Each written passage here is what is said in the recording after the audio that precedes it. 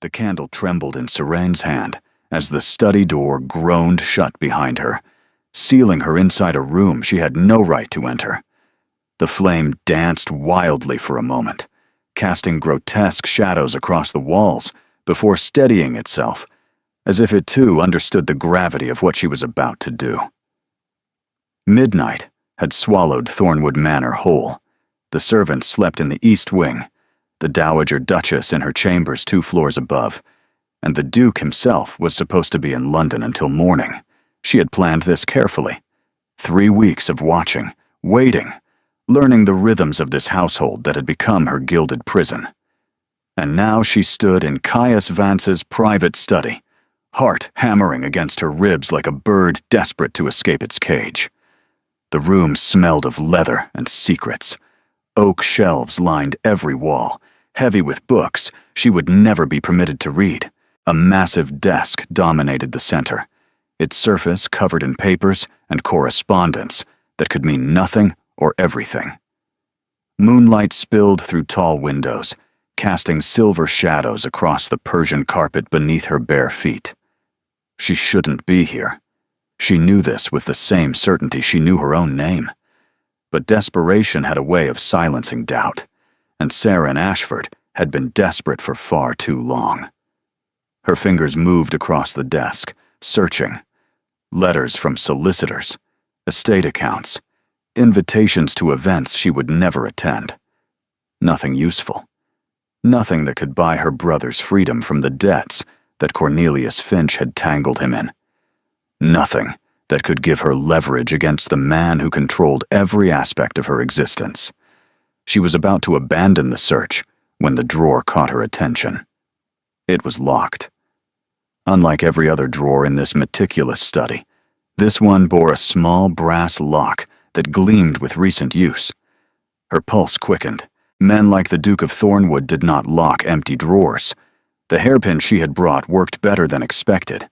3 attempts, a soft click, and the drawer slid open to reveal a leather portfolio worn at the edges, clearly handled many times in private.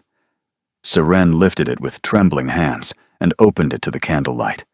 The first page made no sense. Names she did not recognize, dates from 8 years past, references to shipments and harbors along the southern coast.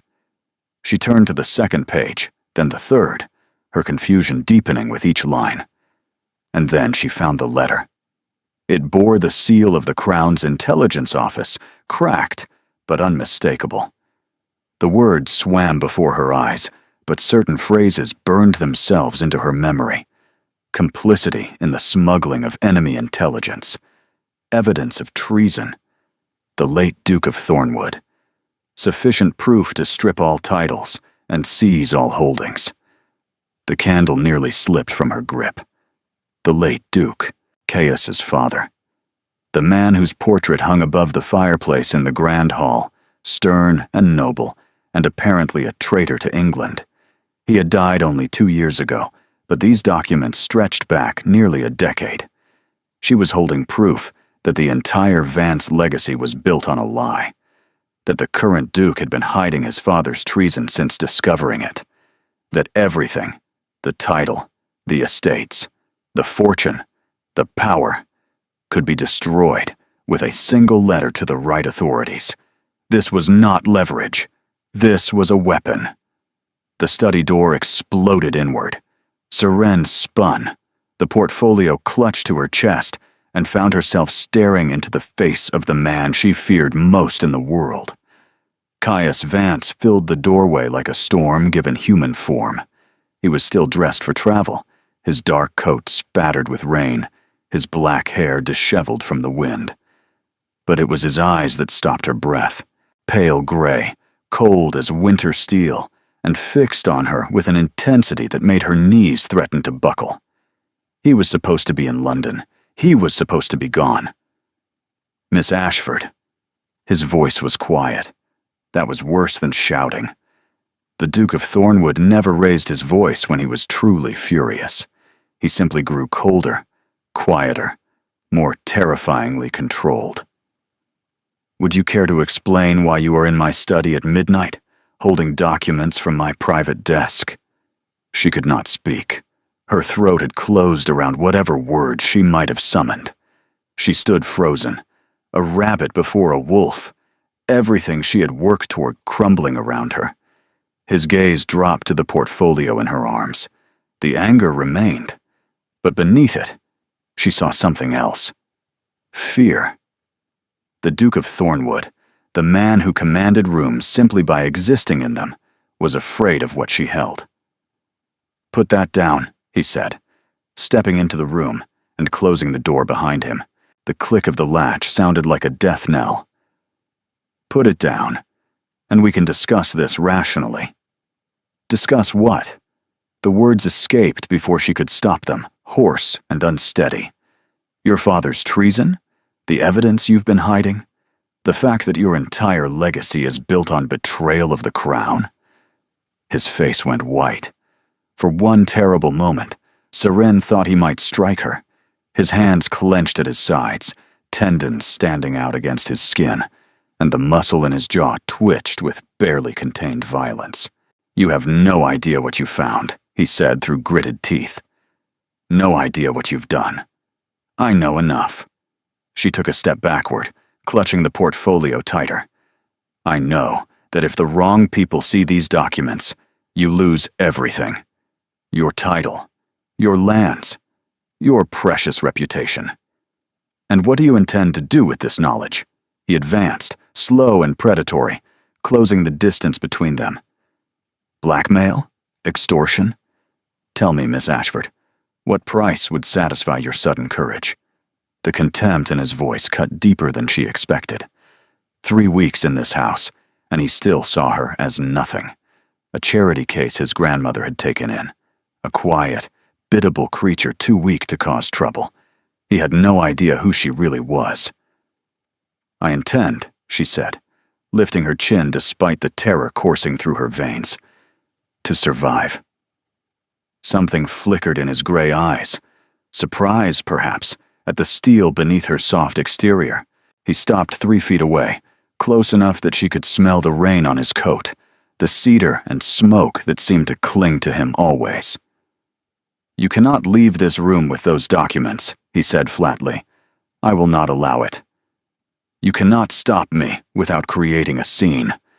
Her voice steadied as the realization struck her. He was trapped as surely as she was. Any violence, any struggle, would bring servants running. Questions would be asked. The contents of the portfolio would become public.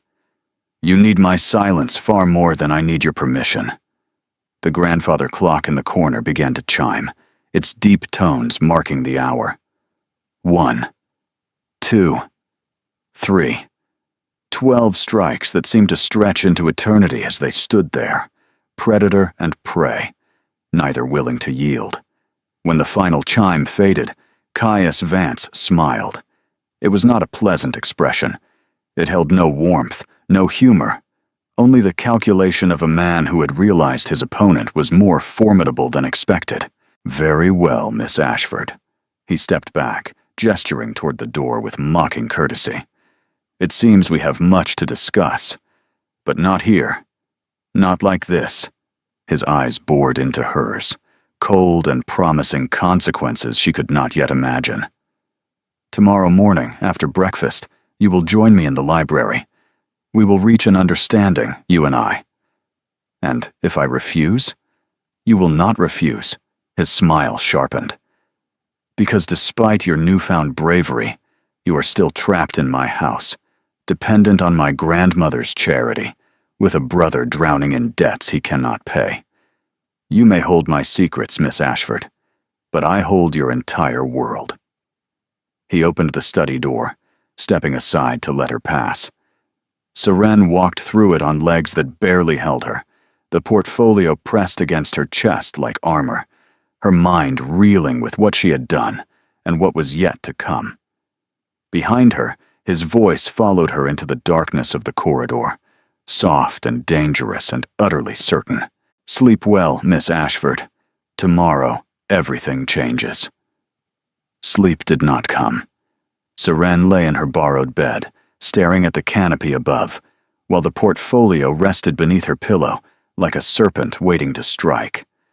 The guest chamber they had given her was beautiful, all cream silk and rosewood furniture, fresh flowers replaced daily by servants who never met her eyes. 3 weeks ago, she had thought it paradise, an escape from the cramped rooms she shared with her mother and brother, from the endless anxiety of counting coins and stretching meals. Now she understood it for what it truly was, a cell with better linens. Dawn crept through the windows, pale and accusatory, and Seren rose to dress with mechanical precision. She chose the plainest gown she owned, dove gray cotton with minimal embellishment. Armor of a different kind. She would not give him the satisfaction of seeing her try to impress. The corridor outside her room was silent. Too silent. Usually the maids bustled through at this hour, carrying water and linens and breakfast trays. Today, nothing stirred, as if the entire household had been warned to stay away. She found the library without difficulty, the route memorized from her weeks of careful observation. The door stood open, firelight flickering within, and she paused on the threshold to steady her nerves. Caius Vance sat in a leather chair beside the hearth, a cup of tea balanced on his knee, watching her with those winter-gray eyes. In the morning light, he looked different. The rain-soaked fury of last night had been replaced by immaculate composure. His dark hair was swept back from a face that would have been handsome if not for the cruel set of his mouth, the aristocratic coldness that seemed bred into his very bones. He was 32 years old. She had learned this from the servants' gossip. 32, unmarried, the sole heir to a dukedom that apparently rested on a foundation of treason and lies. "Close the door," he said without preamble, "and sit." She obeyed because she had no choice. The chair opposite his was positioned carefully, close enough for conversation, far enough that he could not reach her quickly. He had planned this arrangement, every detail calculated. "Where are the documents?" he asked. "Safe." "That is not an answer." "It is the only answer you will receive." She folded her hands in her lap to hide their trembling. "Not until we reach your understanding." His jaw tightened almost imperceptibly. "You are either very brave or very foolish, Miss Ashford. I have not yet determined which. Perhaps both." The ghost of something, not quite amusement, crossed his features before vanishing. He set down his tea with deliberate care, leaning forward in his chair. "Then let me be direct. What you found last night is not what you think. My father was not a traitor. He was a man trapped by circumstances beyond his control, manipulated by people who have since been dealt with. The documents you hold are the remnants of a nightmare that began 8 years ago and ended only with his death. Yet you kept them, locked away, handled often." She met his gaze without flinching. "If they are harmless, why hide them? Because the truth does not matter to society." His voice hardened. "What matters is perception. Scandal. The whisper of treason would destroy my family regardless of the facts. My grandmother would be cast out of every home that once welcomed her. My sister's prospects would evaporate overnight. Everything my father built, everything I have fought to protect, would crumble because of documents that tell only half a story. Your sister." Seren had not considered her. Lady Ottilie Vance, 19 years old, bright and lovely, with her whole future ahead of her. She knows nothing of this. No one knows. No one except you now. He rose abruptly, moving to the window, his back to her. The morning light carved his profile in sharp relief. "And I must decide what to do about that." A chill ran down her spine.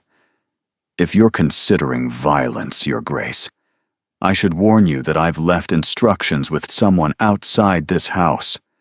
Should anything happen to me, I am not going to hurt you." He turned, and something in his expression made her pause. Exhaustion, perhaps.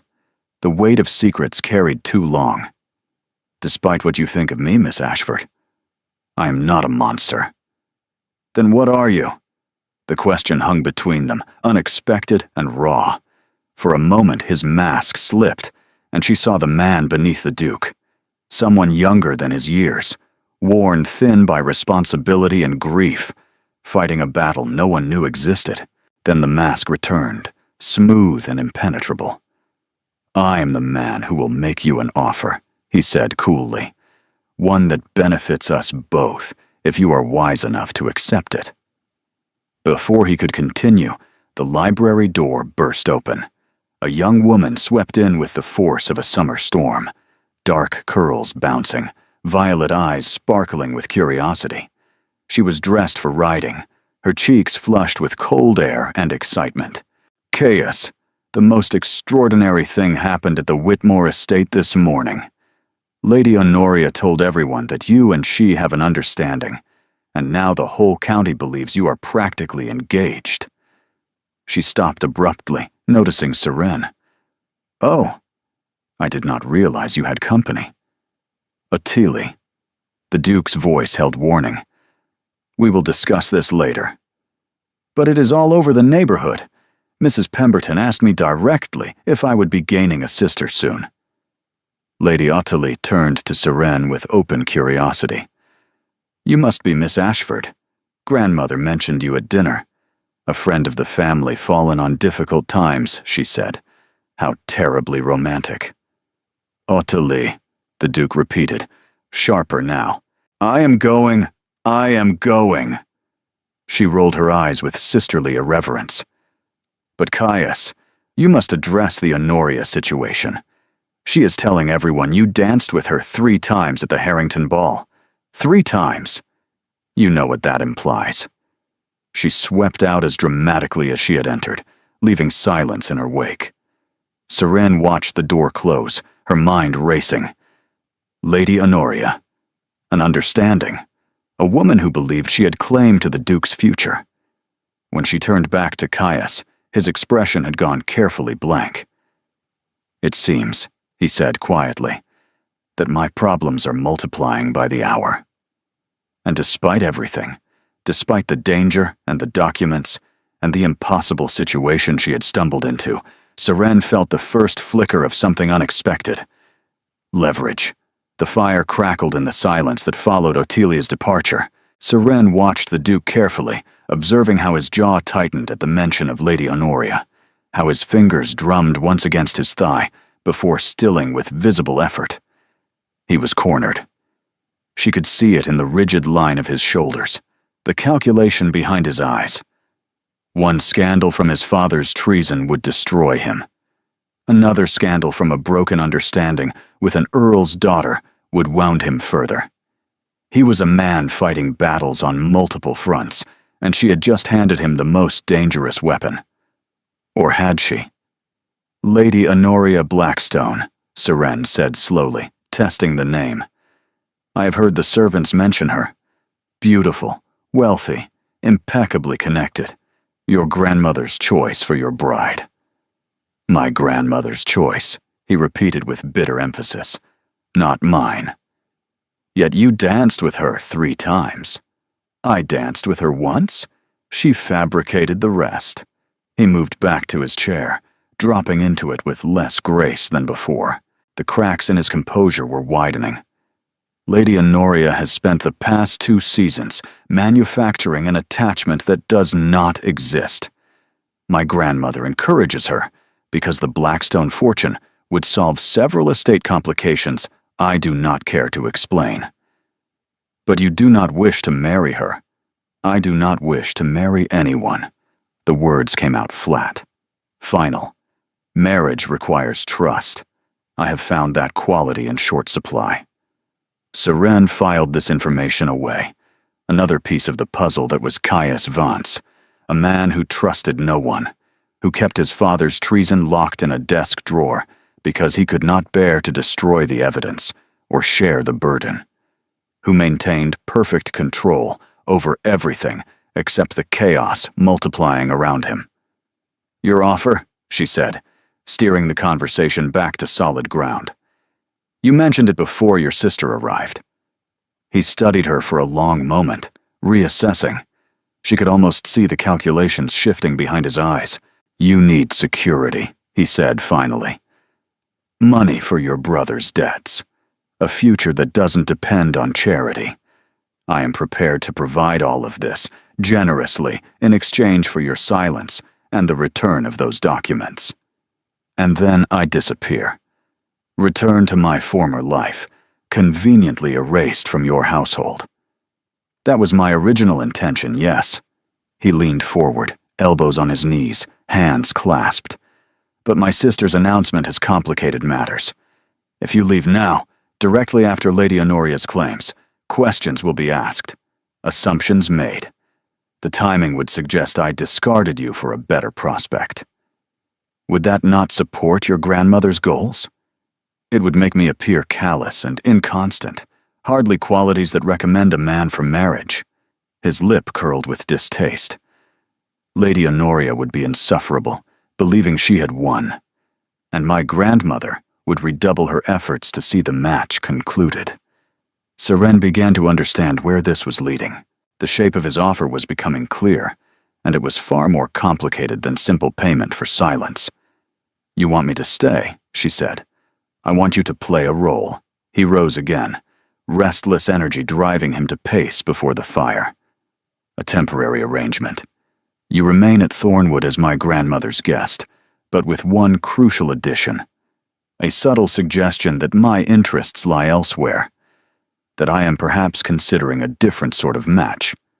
A fake courtship. An implied interest. Nothing as formal as courtship. Nothing that could not be gracefully dissolved when the time comes. Just enough to discourage Lady Honoria, and buy me the time I need to resolve my grandmother's schemes on my own terms. The audacity of it stole her breath. He was asking her to pretend affection for a man she had robbed mere hours ago. To stand beside him in society, as though she belonged there, knowing that beneath the surface, they were adversaries locked in a battle of secrets and leverage. Why would I agree to this? She asked. I already hold your father's documents. I could walk out of this house today, and what? He stopped pacing, pinning her with his gaze. Sell the information to the highest bidder?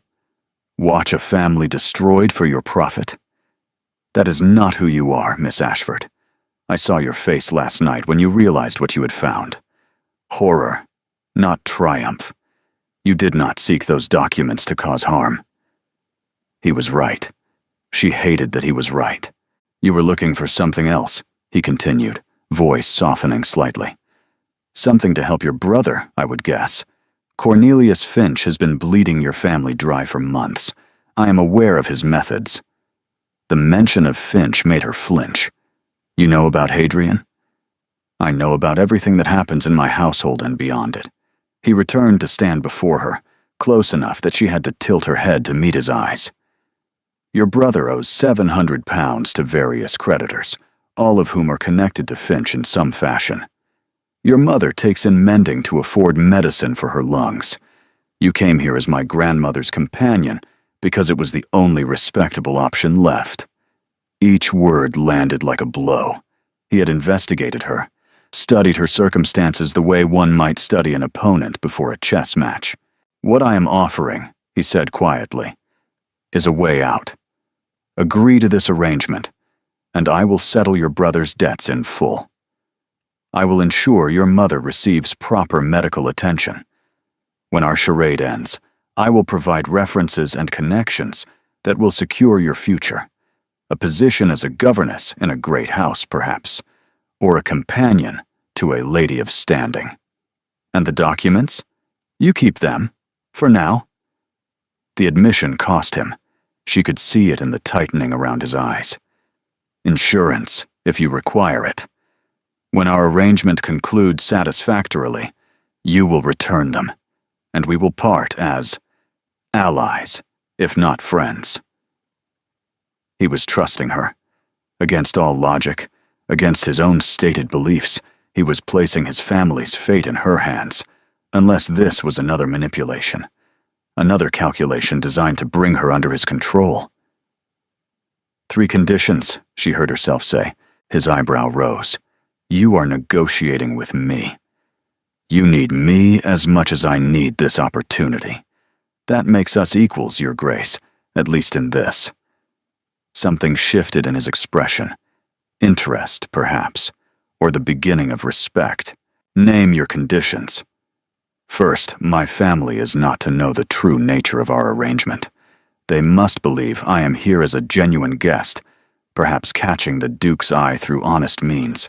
No hint of blackmail or coercion. Agreed.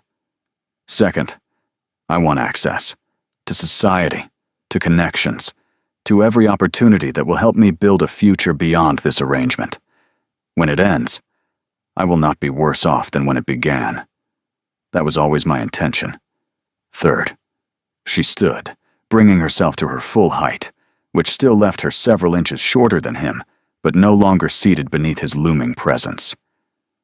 The moment you decide to pursue any woman in earnest, whether Lady Honoria or another, this ends immediately. I will not be made a fool, Your Grace. I will not be discarded without warning while you conduct a real courtship behind my back. Silence stretched between them, taut with tension.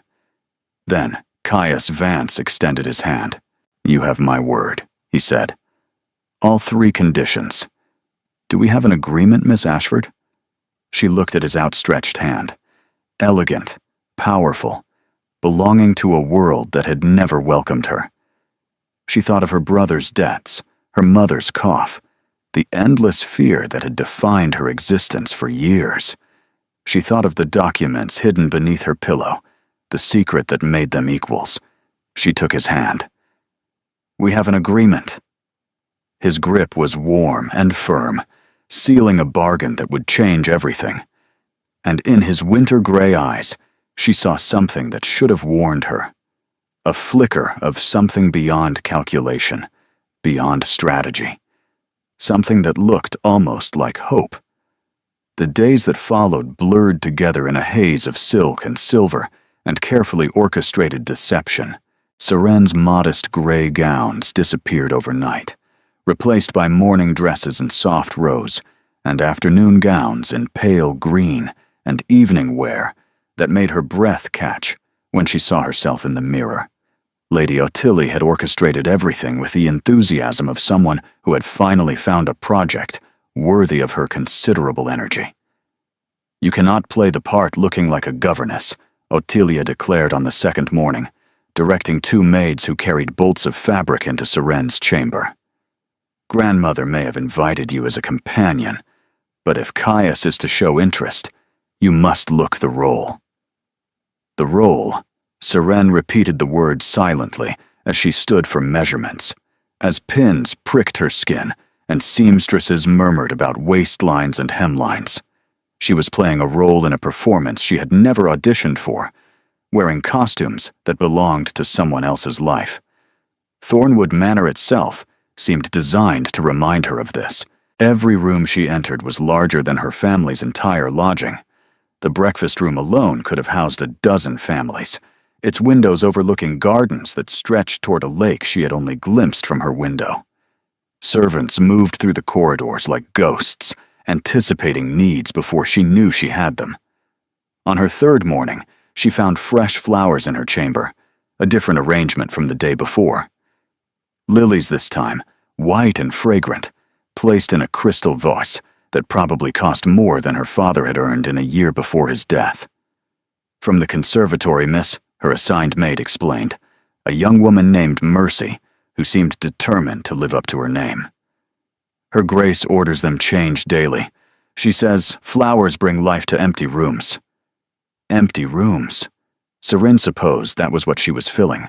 A gap in the household, a role that needed an actress, a presence that served a purpose beyond her own existence. She took her meals with the family now, another change Ottilie had insisted upon.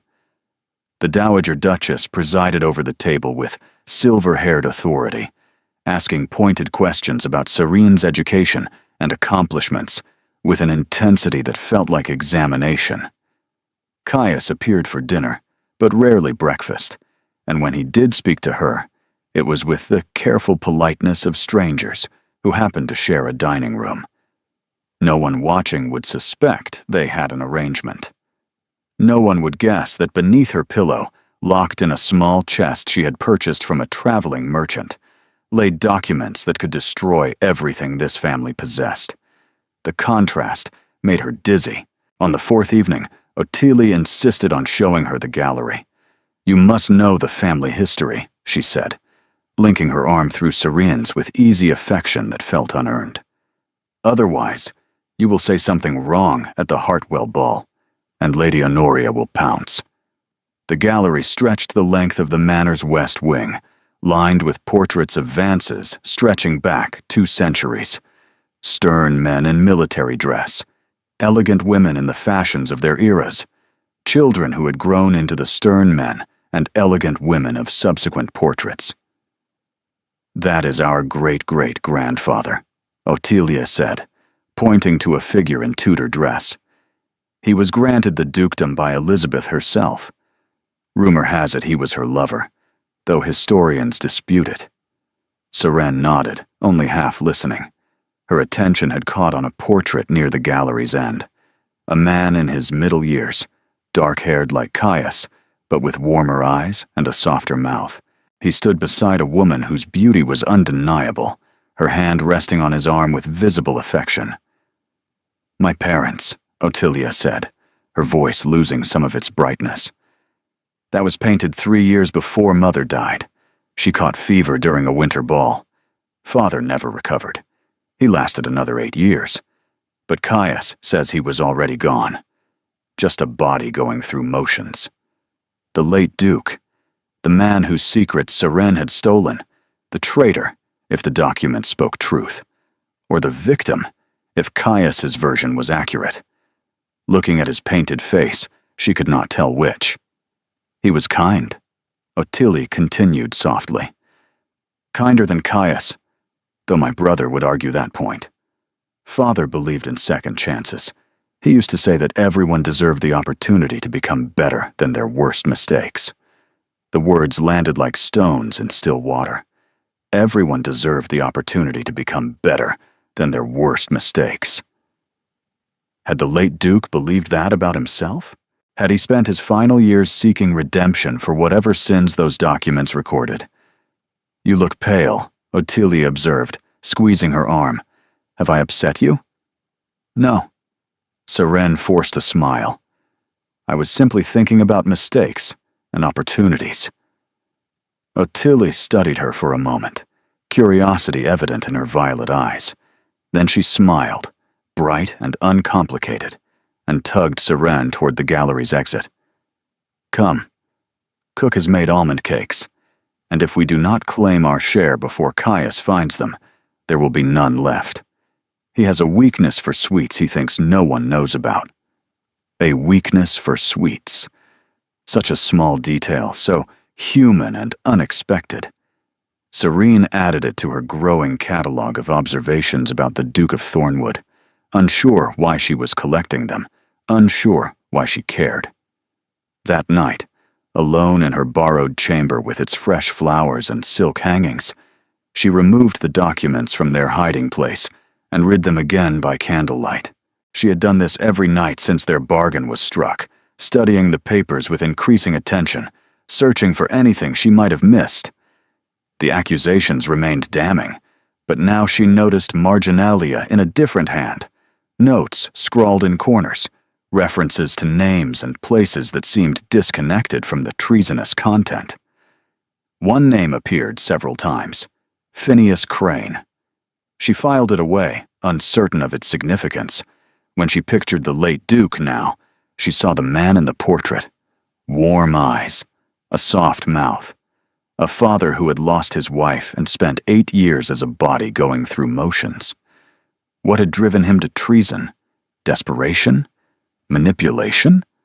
Or something else entirely? The questions circled her mind like wolves, finding no answers in the darkness. And somewhere in this vast house, the current Duke walked his own corridors, carrying secrets she was only beginning to understand. The summons came on her 5th morning at Thornwood. A footman appeared at her chamber door before breakfast, his expression carefully neutral. "Her Grace requests your presence in the morning room, miss. Immediately." Seren dressed quickly, choosing a gown of muted blue that felt neither too humble nor too ambitious. She had been expecting this. The Dowager Duchess had watched her throughout every meal, every conversation, every interaction with Ottilia, and the rare exchanges with Caius. The examination was concluding. The verdict was about to be delivered. The morning room faced east, flooded with pale winter sunlight that made everything appear sharper, more exposed. The Dowager sat in a chair by the window, embroidery in her lap, though her needle had not moved, her silver hair perfectly arranged beneath a cap of Belgian lace. She did not invite Seren to sit. "Close the door," the Dowager said, "and come here where I can see you properly." Seren obeyed, standing before her like a soldier awaiting inspection. The Dowager's eyes, gray like her grandson's, but somehow colder, traveled over her with deliberate slowness. "You have been in my household for 5 days," the Dowager said at last. "In that time, you have charmed my granddaughter, avoided my grandson, and behaved with perfect propriety in all things visible. Most young women in your position would have overreached by now. Flirted too obviously. Made their ambitions plain. I have no ambitions, Your Grace." "Everyone has ambitions, Miss Ashford. The question is whether they are wise enough to conceal them." The Dowager set aside her embroidery, folding her hands in her lap. "My grandson believes you can help him with a certain problem. Lady Honoria Blackstone and her presumptions. He has shared the outline of your arrangement." Seren's heart stuttered. Caius had told his grandmother. How much? Surely not about the documents, not about the treason, not about... "He told me you are to serve as a distraction," the Dowager continued, watching Seren's face with predatory attention. "A temporary interest that will discourage Lady Honoria without creating obligations. He did not tell me how this arrangement came about, or what leverage you hold that convinced him to trust a stranger." The air in the room seemed to thin. Seren kept her expression neutral through sheer force of will. "I hold no leverage, Your Grace. The Duke offered an opportunity, and I accepted. Lie to others, if you must, girl. Do not lie to me." The Dowager's voice cracked like a whip.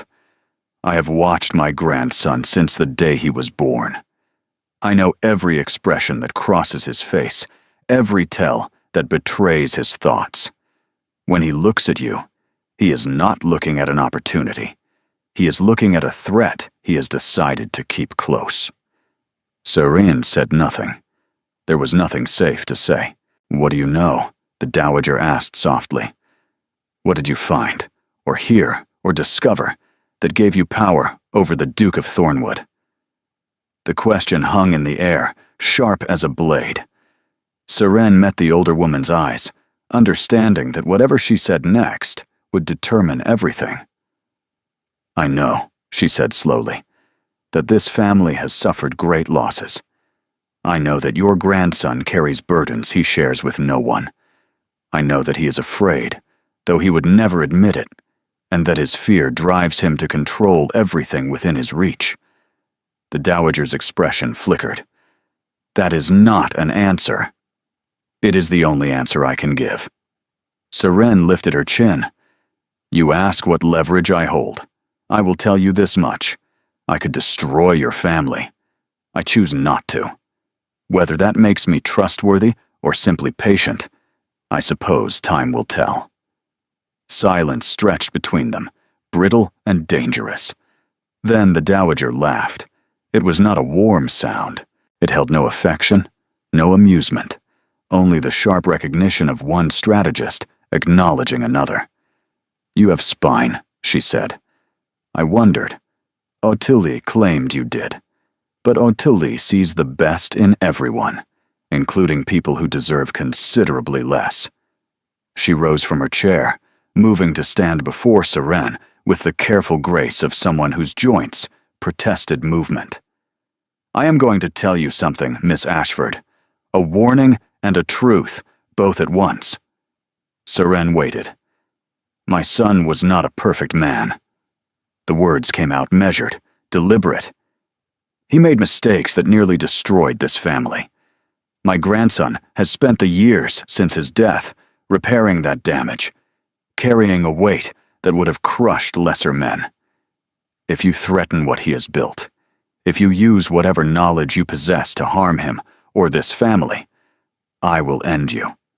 Not through scandal or social ruin, through means far more permanent." The threat was delivered with the same calm as a weather observation. Seren believed every word. "However," the Dowager continued, "I have watched you these 5 days. You are not cruel. You are not greedy. You are frightened and desperate, and doing what you must to survive. And those are qualities I understand better than you might imagine." She reached out, touching Serene's chin with one cold finger, tilting her face toward the light. "My grandson needs someone who sees him clearly, not the title, not the fortune, not the power, the man beneath all of it, the one who eats almond cakes in secret and reads poetry when he thinks no one is watching." Serene's breath caught. "Your Grace, do not make the mistake of loving him." The Dowager's voice hardened. "This arrangement is temporary by design. He will marry someone suitable when the time comes. Someone with connections and fortune and the ability to advance this family's position. That person is not you, Miss Ashford. It will never be you." The words should not have hurt. This was exactly what Seren had told herself every night since their bargain was struck. She was temporary, a tool, a means to an end. Yet hearing it spoken aloud, with such casual certainty, felt like a blade sliding between her ribs. "I understand, Your Grace." "Do you?" The Dowager studied her for a moment longer, then stepped back. "We shall see. For now, you may continue your performance. Distract Lady Honoria. Give my grandson room to breathe. But remember what I have told you. Remember what you are, and what you can never be." She returned to her chair, picking up her embroidery, as though the conversation had never happened. "You may go, Miss Ashford. Breakfast will be served shortly." Seren walked to the door on legs that trembled slightly. As she reached for the handle, the Dowager's voice followed her. "One more thing." She turned. My son believed in second chances. The Dowager's needle moved through fabric, steady and precise. He was often disappointed, but occasionally, very occasionally, he was proven right. "I find myself wondering which outcome you will provide." It was not forgiveness. It was not acceptance. But it was something. A crack in the fortress walls, a possibility where none had existed before. Seren slipped through the door and closed it behind her, her heart pounding with fear and something else. Something that felt terrifyingly like the first tremor before an earthquake. She found him in the library 3 nights later. Seren had not intended to seek him out.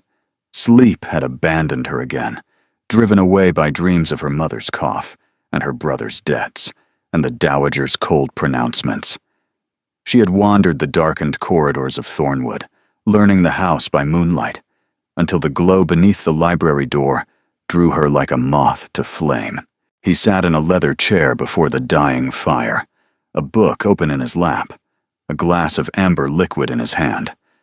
The careful composure he wore during daylight hours had slipped. His cravat was loosened, his dark hair disheveled, his expression distant and melancholy. She should have retreated, should have crept back to her chamber and pretended she had seen nothing. Instead, she stepped through the doorway. "You are awake," she said quietly. He did not startle. Perhaps he had heard her approach, or perhaps he was too tired to care about intrusions. "I am often awake at this hour." He gestured to a chair opposite his without looking at her. If you cannot sleep either, you might as well sit. The fire is nearly dead, but the company is marginally better than an empty corridor. She sat, tucking her feet beneath her dressing gown, acutely aware that this was improper. Alone with him, in the dark, both of them in stages of undress. If anyone discovered them, her reputation would be ash. But no one would discover them. The servant slept. The dowager slept. Only ghosts walked these halls at such hours, and perhaps that was what they both were. Ghosts of the people they had been before this arrangement bound them together. "What are you reading?" she asked. He turned the book so she could see the cover. Seneca, on the shortness of life. Cheerful. Appropriate. He took a sip of his drink. The philosopher argues that we waste most of our existence on meaningless pursuits, and only realize the value of time when we have none left. My father used to read this passage aloud when I complained about my studies. The mention of his father surprised her. He never spoke of the late Duke, not in her presence, not in any conversation she had overheard. The subject seemed forbidden, a wound too fresh to touch, despite 2 years of healing. "Ottilie showed me his portrait," Seren said carefully. In the gallery, Caius's hand tightened on his glass. "Did she?" "She said he was kind, kinder than you." Ottilie was 10 when Mother died. She remembers Father through the lens of childhood. His voice was flat, but beneath it, she heard something raw. She doesn't remember the years after Mother's death, the darkness that consumed him, the choices he made when he thought no one was watching. Serene's breath caught. He was speaking of the treason. He must be. The choices recorded in those terrible documents, the ones she had stolen, the ones that hung between them like a blade. "People make choices when they are broken," she said slowly.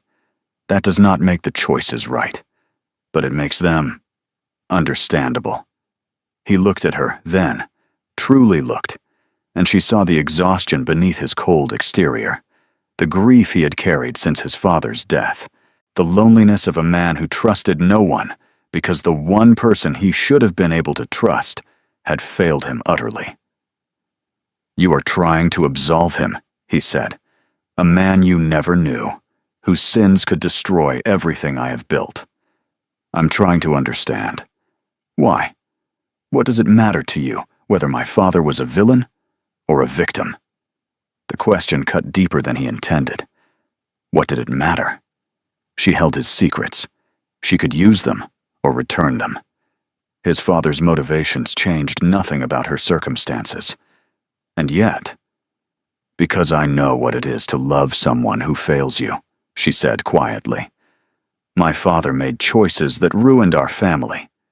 Bad investments, foolish partnerships, trust given to men who did not deserve it. He died believing he had destroyed us, and perhaps he did. But I cannot stop loving him.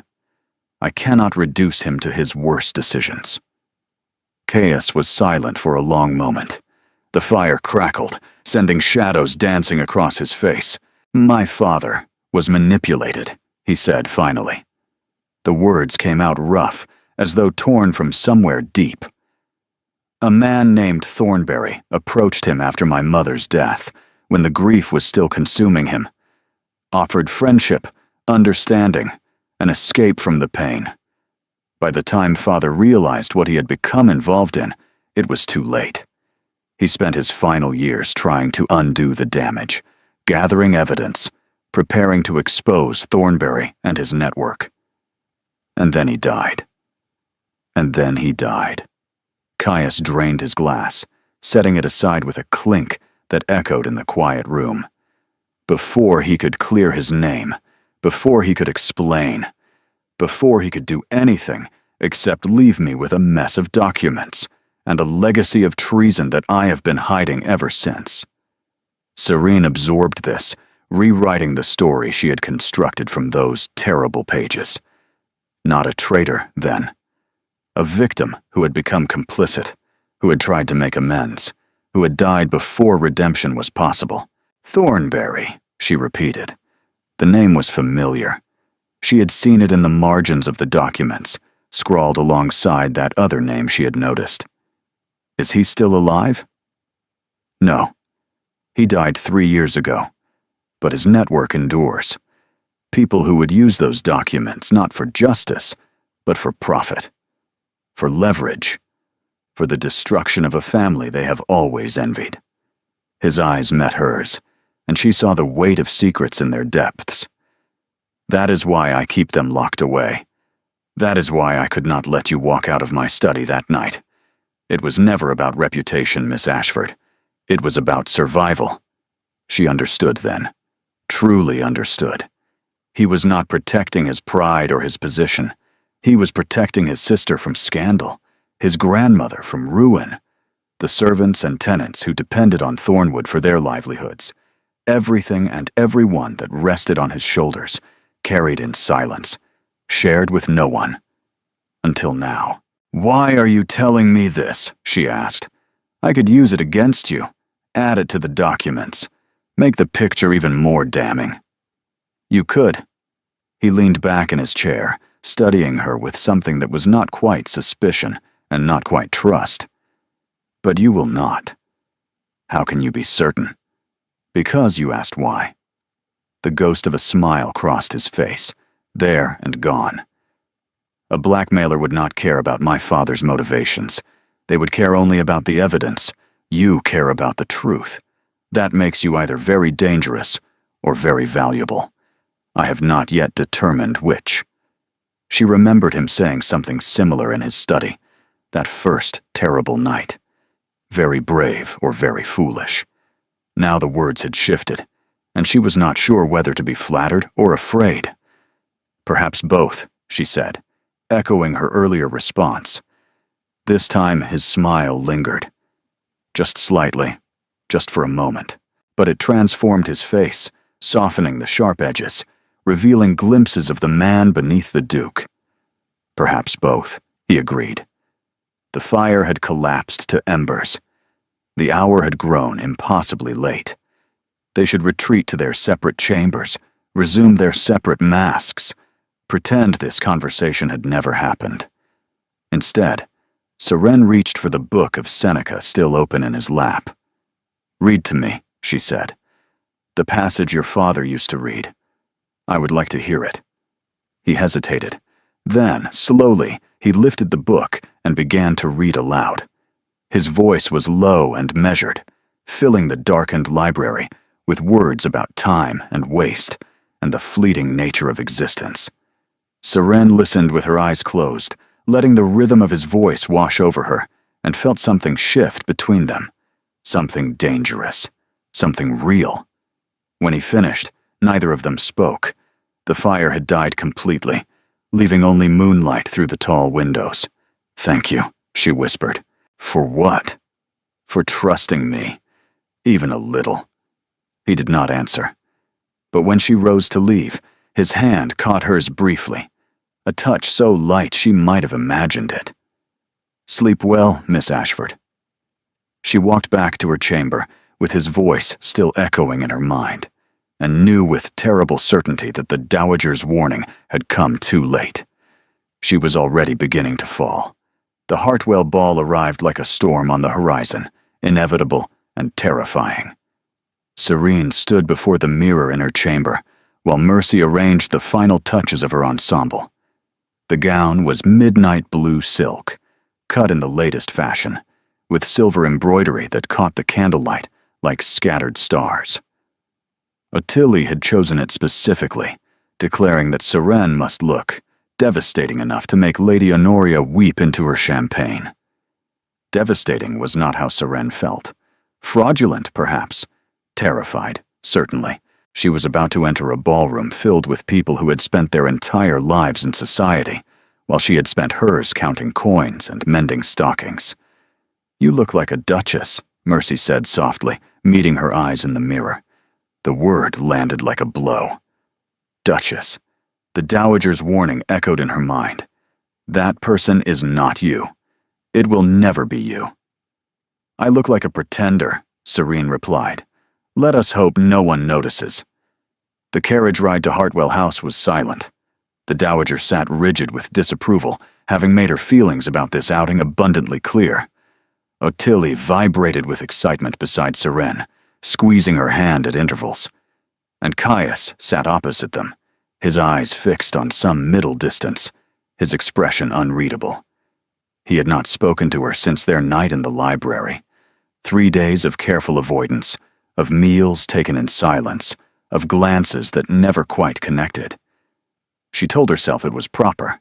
They were maintaining the illusion of gradual interest, not the reality of midnight confessions and hands that touched in firelight. She told herself many things. Most of them were lies. Hartwell House blazed with light, carriages queuing along the circular drive, footmen helping guests descend in a choreographed dance of social ritual. Serene's heart hammered as they joined the procession, as they climbed the marble steps, as they entered a ballroom so vast and glittering that she momentarily forgot how to breathe. Steady, Caius murmured beside her, his hand finding the small of her back. The touch was proper, barely perceptible through her layers of silk and stays. Yet she felt it like a brand. Remember, you belong here tonight. She did not. But she lifted her chin and smiled as though she did.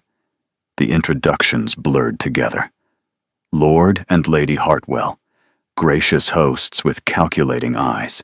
The Countess of Ashbury, ancient and imperious, who examined Seren through a jeweled lorgnette. Sir Marcus Pemberton, who bowed too deeply and held her hand too long until Caius's subtle cough encouraged release. And then, inevitably, Lady Honoria Blackstone. She approached like a ship under full sail, golden ringlets bouncing, rose-pink gown rustling, a smile fixed upon her face that did not reach her pale blue eyes.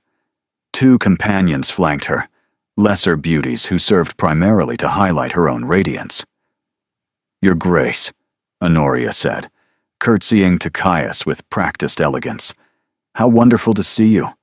I was afraid you might not attend, given your recent distractions. The word dripped with implication. Several nearby guests turned to watch, scenting drama. Lady Honoria. Caius's voice was perfectly neutral. May I present Miss Seren Ashford, a guest of my grandmother's household. Honoria's gaze swept over Seren with the assessment of a merchant examining inferior goods. Ashford. I don't believe I know the family. We are from the north, Seren replied evenly. Quite modest circumstances, I'm afraid. Nothing that would have brought us to your attention. How refreshingly honest. Honoria's smile sharpened. Most young ladies in your position would invent connections, manufacture credentials, pretend to be something they are not. The implication was clear. Seren felt heat rise in her cheeks, but she kept her voice steady. I have found that pretense requires considerable energy, Lady Honoria. I prefer to spend mine on more worthwhile pursuits. A ripple of surprise moved through the watching guests. Honoria's companions exchanged glances.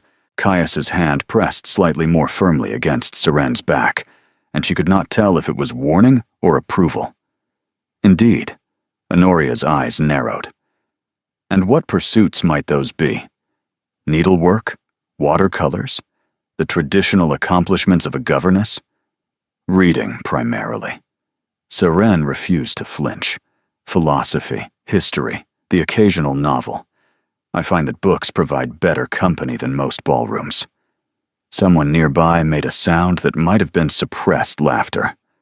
Honoria's face flushed. How charming. I'm sure the Duke finds your literary opinions fascinating.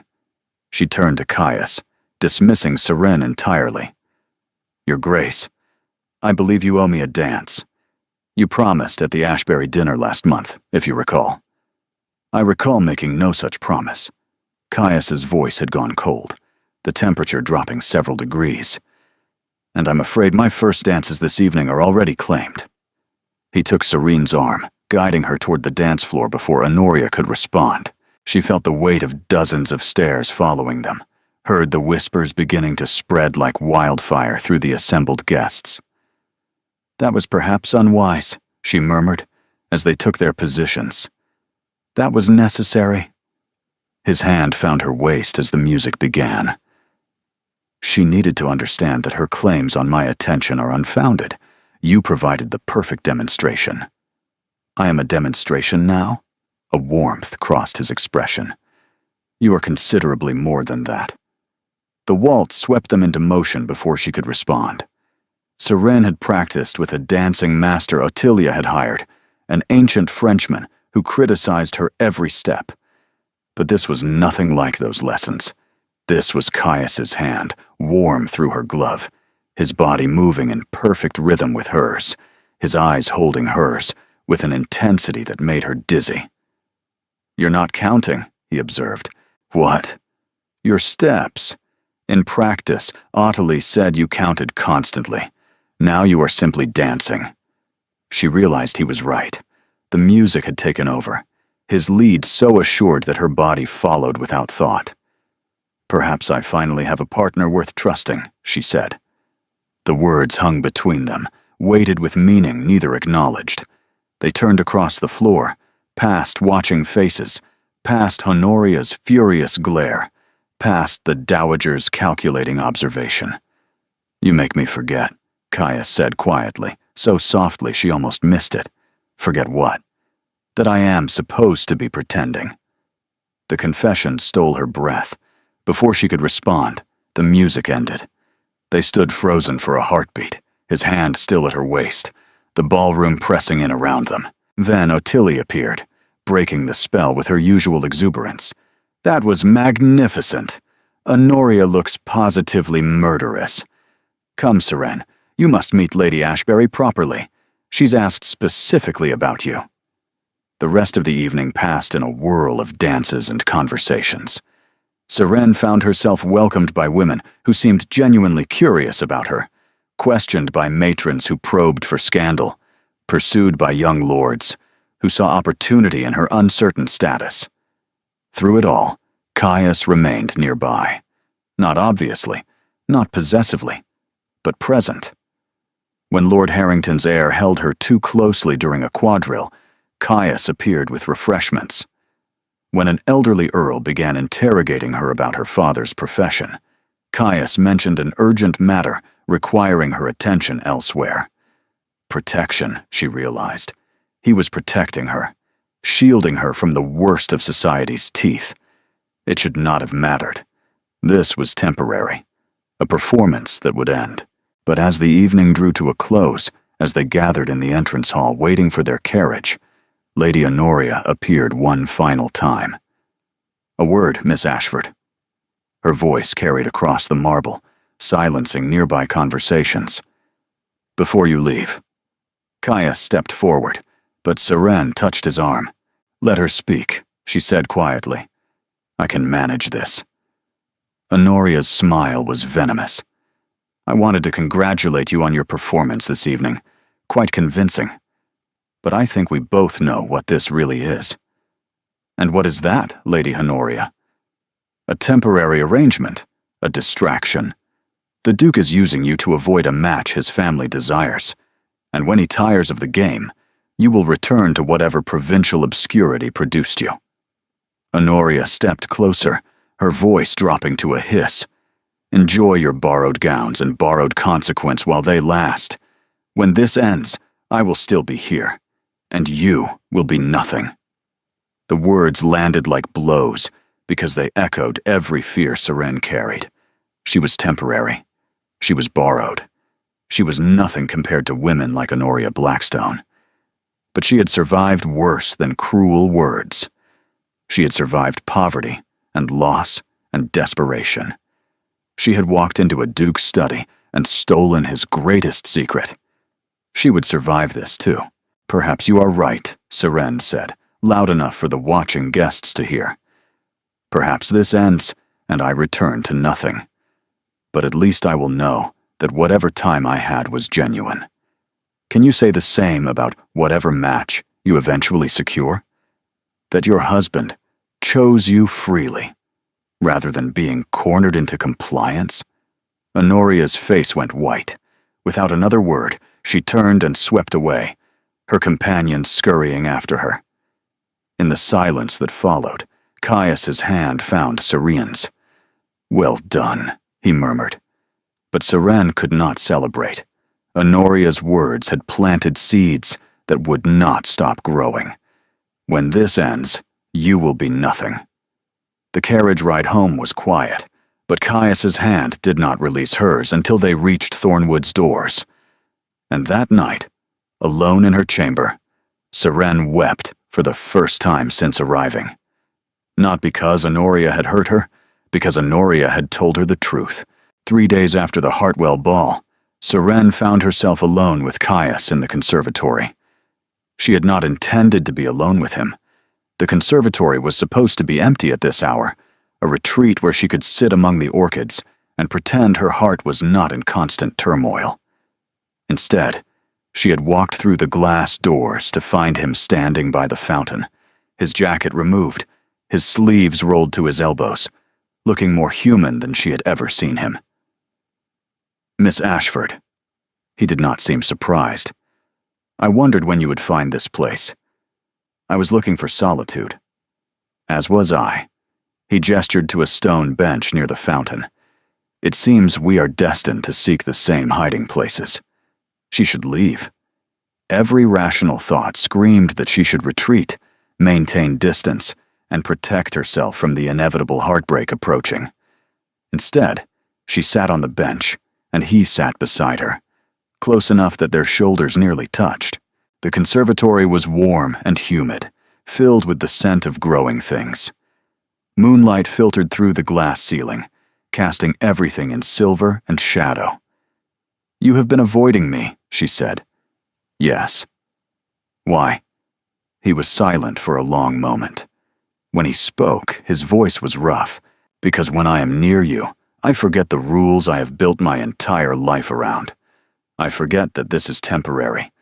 I forget that you hold my family's destruction in your hands. I forget everything except the way you looked at me in the library that night, as though I were someone worth knowing." Her breath caught. "Caius, do not." His hand found hers in the darkness, gripping with sudden intensity. "Do not tell me to be sensible. I have been sensible my entire life. Sensible when my mother died. Sensible when my father's secrets fell into my lap. Sensible when I sacrificed every personal desire for duty and family and the endless weight of this title." He turned to face her, and in the moonlight, his eyes were silver. "I am tired of being sensible. This cannot end well." The words came out barely above a whisper. "Your grandmother told me. Lady Honoria reminded me. Everyone knows that I do not belong in your world. My world is a prison of expectations and obligations. You are the first person who has ever seen the man inside it. Because you showed me, in the library, when you told me about your father. You chose to trust me. Yes." His free hand rose to her face, tracing her cheekbone with heartbreaking gentleness. "And I am choosing now. Not the Duke of Thornwood, not the keeper of secrets and manager of scandals. Just Caius. Choosing you." "You cannot choose me." Tears burned in her eyes. "I have nothing to offer. No fortune, no connections, no.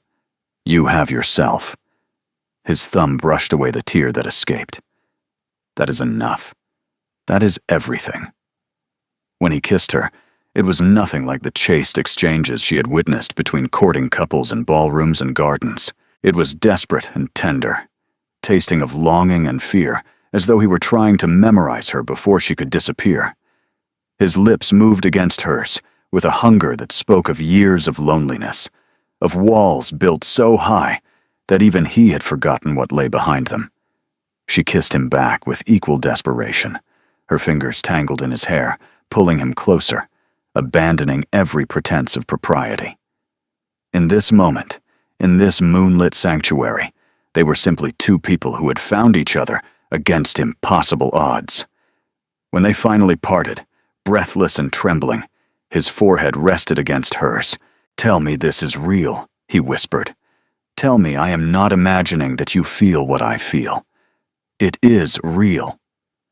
The admission tore from her like a confession. "God help me, it is real. I love you, Caius. I have been trying not to. I have been reminding myself every day that this ends, that I cannot have you, that wanting you will only destroy me. But I love you anyway." His arms tightened around her. "Then let it destroy us both. At least we will burn together." They stayed in the conservatory until the moon had traveled across the sky, talking in hushed voices, stealing kisses, building a fragile fortress of hope that neither truly believed could survive. When Seren finally returned to her chamber, her lips were swollen and her heart was soaring. She should have known that was when everything would fall apart. The letter arrived the next morning. Seren recognized the handwriting immediately. Hadrian, her brother, whose debts Caius had secretly arranged to settle.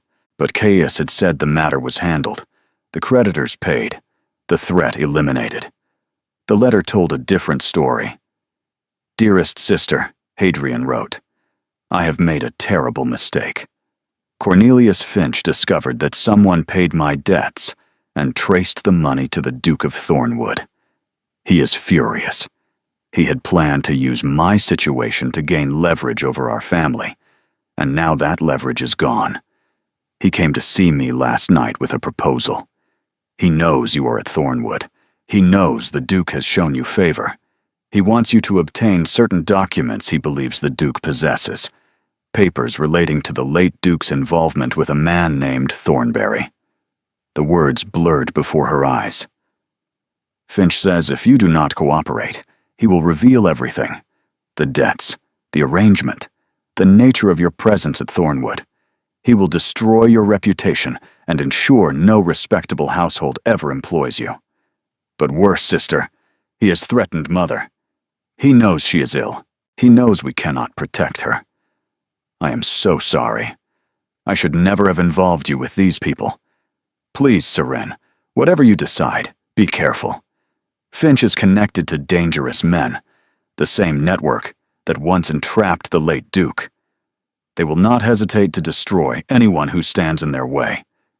Your desperate brother, Hadrian." Seren's hands shook as she lowered the letter. Thornberry's network, still active, still hunting for the documents she had stolen. And now they knew where she was, knew her connection to Caius, knew everything. If they obtained the documents, they could destroy Thornwood, blackmail Caius for years, bleeding his fortune dry, expose the late Duke's treason to the crown, and watch as everything the family possessed was stripped away. If they did not obtain the documents, they would destroy her family instead. There was no winning. There was only choosing who to sacrifice. She was still sitting frozen when the Dowager's voice carried through her door. "Miss Ashford, I require your presence in my sitting room. Immediately." The summons felt like a death knell. The Dowager stood by her window, her posture rigid, a letter clutched in her own hand. When she turned, her face was thunderous. "I have received a most interesting correspondence this morning," she said coldly. "From a Mr. Cornelius Finch. He claims you are in possession of documents stolen from my grandson's study. Documents that could destroy this family entirely."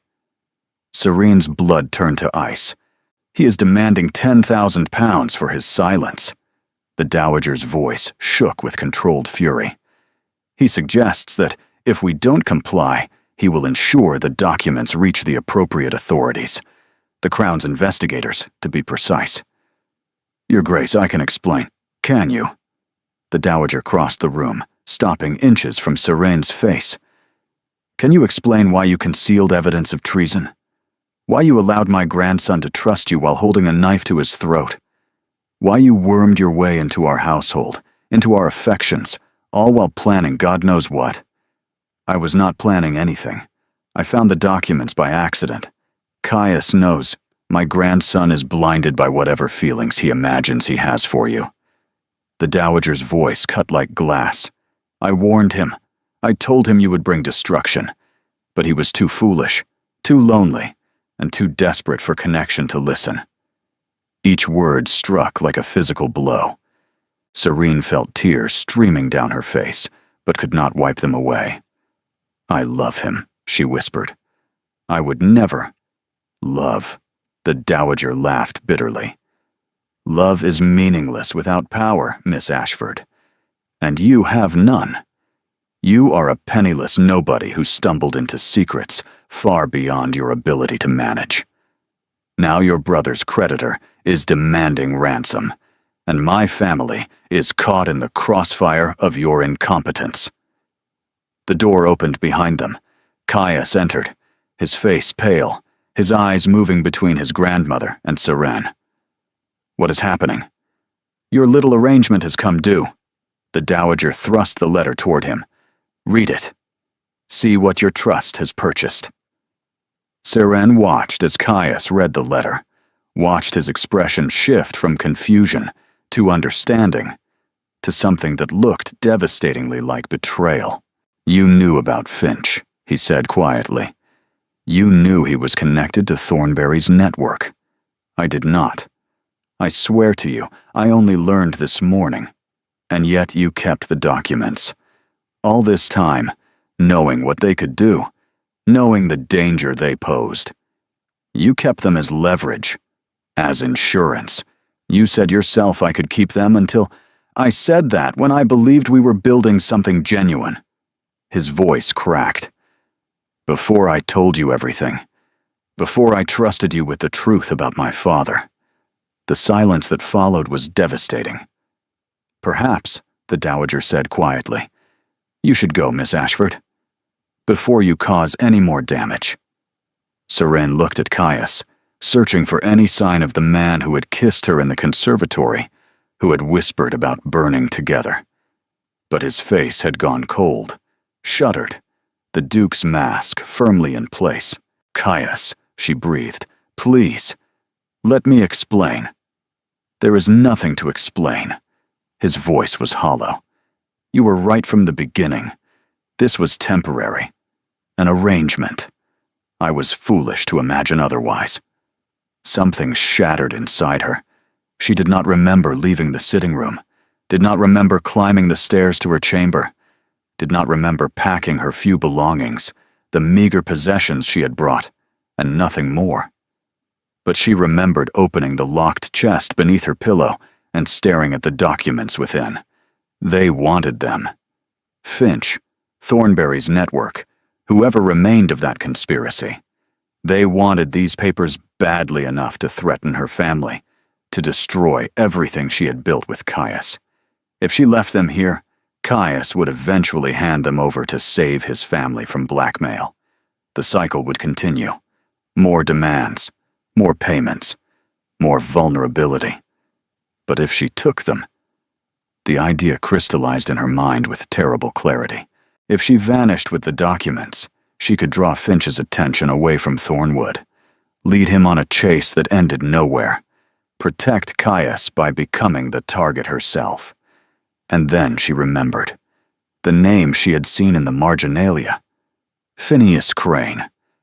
The late Duke had referenced him multiple times, always in connection with words like justice and evidence, and when the time comes. Whoever Crane was, the late Duke had trusted him. Perhaps he could help. It was mad. It was dangerous. It was almost certainly suicidal. But she loved Caius. And love, she was beginning to understand, meant sacrifice. She wrote 2 letters. One to Ottilie, apologizing for her abrupt departure, thanking her for the only friendship Seren had ever known. One to Caius, containing 3 words that she hoped he would eventually understand. "I am protecting you." Then Seren Ashford gathered the documents that could destroy a dukedom, slipped out of Thornwood Manor in the darkness before dawn, and vanished. Caius discovered her absence at breakfast. The letter was on his study desk, placed where he would find it first thing. 3 words in her careful handwriting, words that made no sense until he remembered everything he knew about Saran Ashford. I am protecting you. Not running. Not betraying. Protecting. She took the documents, he said aloud, realization crashing over him like a wave. She took them and left to draw Finch away from us. Ottilie appeared in the doorway, her own letter clutched in her hands, tears streaming down her face. Caius, what have we done? She says goodbye. She says she is sorry for any trouble she caused. She is sacrificing herself. The words tore from him. That stubborn, brilliant woman is trying to save this family by making herself the target. The Dowager arrived next, her expression conflicted. I said things, terrible things. I blamed her for circumstances beyond her control. We all did. Caius was already moving, grabbing his coat, calling for his horse. And now she is alone, with dangerous men pursuing her, because she believed we would be better off without her. Where will you go? Ottilie asked. Her family home. If she is trying to protect someone, she will start there. Hadrian, her mother. They are all she has left. The ride north was brutal. Caius pushed his horse to its limits, stopping only when necessary, his mind consumed with images of Saran facing Finch and his network alone. She was brave, impossibly brave, but bravery would not stop a bullet or a blade. He found the Ashford residence at dusk on the second day, a modest house in a modest neighborhood, far removed from the grandeur of Thornwood. A young man answered his frantic knocking. Hadrian, he recognized, with Serene's eyes and a guilt-ridden expression. Your Grace. Hadrian bowed awkwardly. I didn't expect. Where is she? She came yesterday, stayed only long enough to see Mother and warn us about Finch. Then she left again. Hadrian's voice shook. She said she had a plan, said she was going to end this. I tried to stop her, but where did she go? She mentioned a name, Crane. Said there was someone who needed to see what the late Duke had gathered. Someone who could bring down the network from within. Caius's blood ran cold. She went to find my father's contact. Alone. She left this for you. Hadrian pressed a sealed letter into his hands. She said you would come. Said you were too stubborn to give up without a fight. Caius tore open the letter. Caius, if you are reading this, you have come looking for me, and I am both grateful and furious. Grateful because it means you believed my message. Furious because you should be safe at Thornwood, not chasing a woman who has brought you nothing but trouble. I know where Thornberry's documents need to go. Your father was gathering evidence not for himself, but for a magistrate named Phineas Crane, who has spent 20 years trying to dismantle the network. I found his name buried in your father's notes, along with instructions for contact. I am going to deliver everything to him. Every document, every scrap of evidence your father collected. When it is done, Finch and his associates will face justice, and your family will finally be free. But if something goes wrong, if I do not survive, I need you to know something. You are not foolish to trust me. You are not blind, or desperate, or lonely. You were the first person who ever saw me as I truly am, and in return, you let me see you. That gift was worth everything. I love you. I will always love you. Even if I never see you again, that truth will not change. Yours in every way that matters, Seren. The letter crumpled in his fist. Where is Phineas Crane? He demanded. Hadrian shook his head. I don't know. She didn't say. But Caius knew.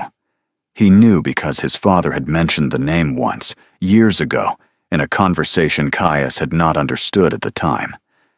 Crane lived in the village of Whitmore, 2 hours north. A retired magistrate who had spent his career pursuing corruption. 2 hours.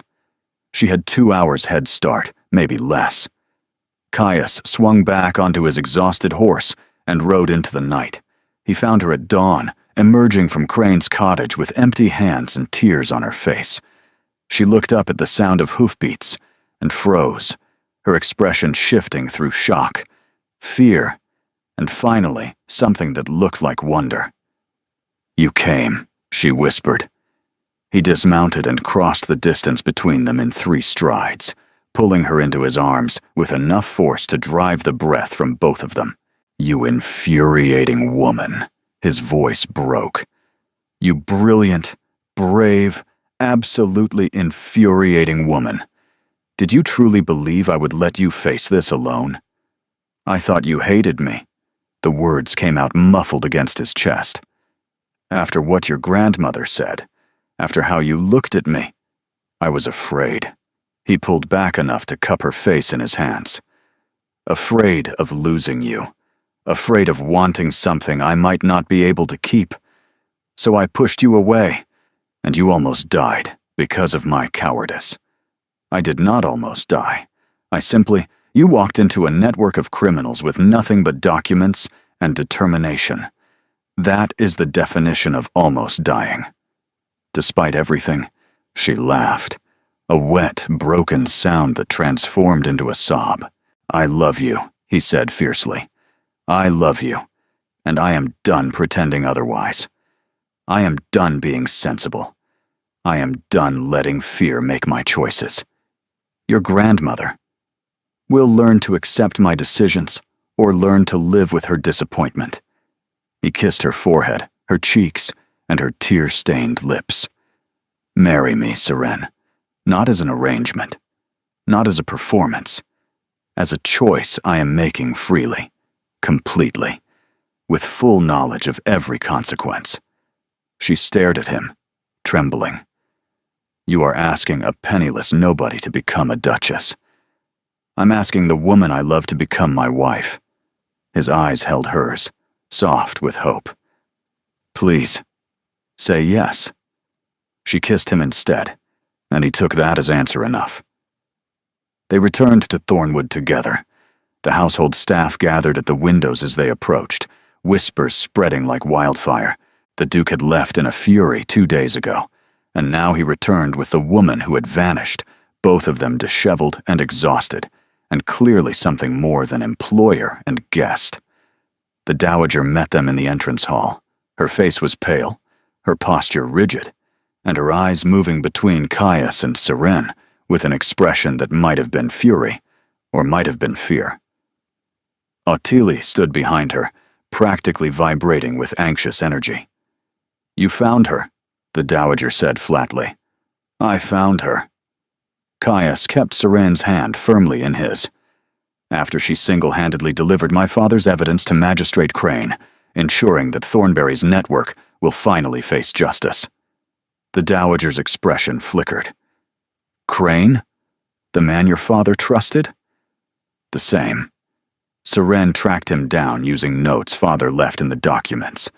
Notes that none of us thought to look for, because we were too busy protecting secrets instead of using them. Silence fell over the entrance hall. Servants pretended not to listen while clearly listening to every word. "Miss Ashford." The Dowager's voice was controlled, carefully neutral. "You destroyed evidence that could have protected this family for decades." "I delivered evidence that was destroying this family." Seren stepped forward, releasing Caius's hand. "Your son spent his final years gathering proof against the men who had manipulated him. He wanted justice, Your Grace, not protection. And he wanted his children to be free of the burden he was forced to carry. You presume to know what my son wanted. I presume nothing. I read his words, his notes, his letters to a magistrate he trusted with everything." Seren's voice strengthened. The late Duke was not a traitor. He was a victim who became a weapon against his own captors. And now, because of what he gathered, because of what I delivered, the men who destroyed him will finally answer for their crimes. The Dowager stared at her for a long moment. "You risked your life," she said finally. "You faced dangerous men alone. You could have been killed. Yes. Why? Seren glanced at Caius, then back at his grandmother. Because I love your grandson. Because this family showed me kindness when I had nothing. Because I could not stand by and watch the people I care about be bled dry by extortion and fear. She lifted her chin. I am not suitable, Your Grace. I have no fortune, no title, no connections. But I would die for your family. I nearly did. And I don't know how to prove my worth more clearly than that. The silence stretched, taut with tension. Then the Dowager did something extraordinary. She crossed the entrance hall and took Seren's hands in her own. My son believed in second chances, she said quietly. I doubted his wisdom. I thought it made him weak, susceptible to manipulation. Her grip tightened. I was wrong. It made him capable of recognizing worth where others saw none. Your Grace, you are not what I would have chosen for my grandson. The Dowager's voice cracked slightly. But choice, I am learning, is not always mine to make. Caius has chosen you, and you have proven yourself willing to sacrifice everything for this family. She released Seren's hands and stepped back. I will not stand in your way. More than that, I will support this match publicly. Anyone who questions your worthiness will answer to me. Ottilie burst into tears of joy. Caius moved to Seren's side, his arm wrapping around her waist. Thank you, grandmother, he said quietly. Do not thank me yet. The Dowager's composure reassembled itself. There is still the matter of announcing this engagement properly. If we are to silence the gossips, we must do so spectacularly. Her eyes glinted with something that might have been anticipation. The Ashbury Ball is in 3 days. All of society will attend. She swept toward the stairs, already planning, already strategizing. Ottilie flung herself at Seren, embracing her fiercely. I knew it. I knew from the moment you stood up to Honoria that you were perfect for him. Seren laughed, overwhelmed and exhausted, and happier than she had ever imagined possible. Over Ottilia's shoulder, she met Caius's eyes. We did it, his expression said. Together, hers replied. The Ashbury Ball was the social event of the season, and everyone who mattered was in attendance. Seren stood at the top of the grand staircase, her hand resting on Caius's arm, surveying the glittering crowd below. She wore a gown of deep emerald silk, the color of the night they had first met, when she had broken into his study and changed both their lives forever. The Dowager had insisted on the symbolism. If we are to make a statement, she had declared during the fitting, let it be unmistakable. Unmistakable it was. The whispers began the moment they descended the stairs, spreading through the ballroom like ripples across water. The Duke of Thornwood and his unlikely companion returned from whatever scandal had briefly separated them, appearing more united than ever. Lady Honoria Blackstone watched from across the room, her face a mask of barely concealed fury. Her mother stood beside her, whispering urgently, but Honoria's eyes never left Seren. Ready? Caius murmured. No. Seren smiled despite her nerves. But I have learned that readiness is overrated. They reached the ballroom floor, and the orchestra, on some invisible cue, began a waltz. Caius led her to the center of the room. The crowd parted around them, creating a circle of empty space that felt both terrifying and inevitable. This was the moment, the declaration that would silence every doubt and rumor. Do you remember the Hartwell Ball? He asked as they took position. I remember being terrified. And now? She looked up at him, at the man who had begun as her adversary and become her everything. Now, I am exactly where I belong. The music swelled, and they began to dance. This time, there were no nerves, no counting steps, no awareness of watching eyes. There was only Caius's hand at her waist, his fingers intertwined with hers. the perfect synchronicity of two people who had learned to trust each other completely. When the waltz ended, he did not release her. Instead, he turned to face the assembled crowd, his voice carrying across the sudden silence. "Lords and ladies, honored guests, I have an announcement." The whispers died completely. Even the orchestra fell silent, instruments lowered, every eye fixed on the Duke of Thornwood and the woman at his side. Many of you have speculated about Miss Ashford's presence in my household. Some have questioned her suitability, her background, her worthiness.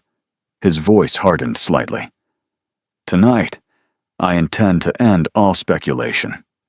He turned to face Seren, and to the collective gasp of the entire ballroom, lowered himself to one knee. "Seren Ashford," he said, loud enough for every ear to hear. "You broke into my study and stole my greatest secret. You challenged every assumption I held about trust and worthiness. You risked your life to protect my family from threats we could not face alone." She felt tears threatening and blinked them back furiously. "I am not asking you to become a duchess," he continued. "Titles are meaningless compared to what you have already given me. I am asking you to be my partner, my equal, my home." He pulled a ring from his pocket, a simple gold band set with a single emerald that caught the candlelight like captured fire. The stone was the exact shade of her gown, the exact color of the night they had first met. She wondered if he had chosen it deliberately. "Will you marry me?" The ballroom held its collective breath. Seren looked at the man kneeling before her, the Duke who had learned to trust, the son who had carried his father's burdens alone, the man who had chased her across the countryside because he could not bear to lose her. "Yes," she said, her voice clear and strong. 1,000 times, yes. He rose and kissed her, right there in the center of the Ashbury ballroom, in front of everyone who had ever doubted her. The applause that followed was not universal. Lady Honoria swept from the room, her mother following in her wake. Several elderly matrons shook their heads in disapproval, but far more were smiling, clapping, and raising glasses in celebration. Ottilie pushed through the crowd to embrace them both. The dowager stood at the edge of the dance floor, her expression complicated, but not disapproving. And around them, society began the process of accepting what it could not change. The study at Thornwood had changed. 1 year later, Seren had added her own touches. Fresh flowers on the desk, comfortable chairs by the window, books from the library scattered across surfaces rather than locked behind glass.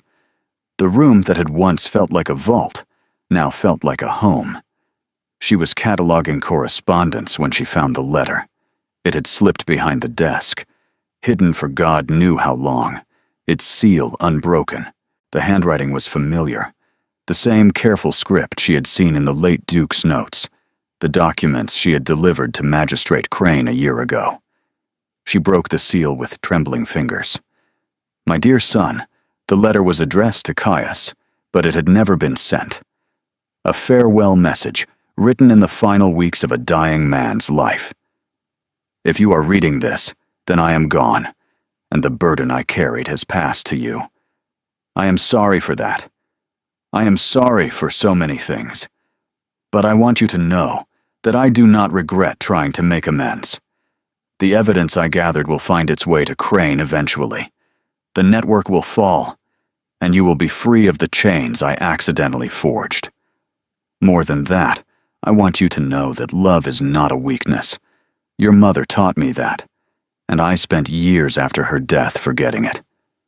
Do not make my mistake. Do not close yourself off from connection because you fear loss. Loss comes regardless. The only choice we have is whether we face it alone or with someone beside us. Find someone who sees you, not the title. Someone who challenges you and supports you in equal measure. Someone who makes you brave enough to choose happiness over duty. Be well, my son. Be happy. That is all I ever wanted for you. Your loving father Seren was still crying when Caius found her. He read the letter in silence, his expression shifting through grief and wonder, and finally something that looked like peace. He knew, Caius said quietly. Somehow, he knew what I would need to hear. He knew you. Seren wrapped her arms around him. He knew his son would need permission to choose joy. They stood together in the study where everything had begun, holding the last words of a man who had wanted nothing but happiness for his children. Outside the window, spring was arriving at Thornwood. The gardens bloomed with new life, the lake sparkled in the afternoon sun, and somewhere in the house, Ottilie was practicing piano while the dowager pretended not to listen. A family, imperfect and complicated, and utterly, beautifully real. I love you, Caius said, pressing a kiss to her hair. His voice was rough with emotion. I know. Seren smiled against his chest. You proposed in front of 400 people. It would be difficult to forget. He laughed, the sound still new enough to surprise her, still precious enough to treasure always. And in the drawer of the desk, unlocked now and forever, lay the space where dangerous secrets had once been hidden. Empty. Clean. Ready for whatever bright future they chose to build. Together.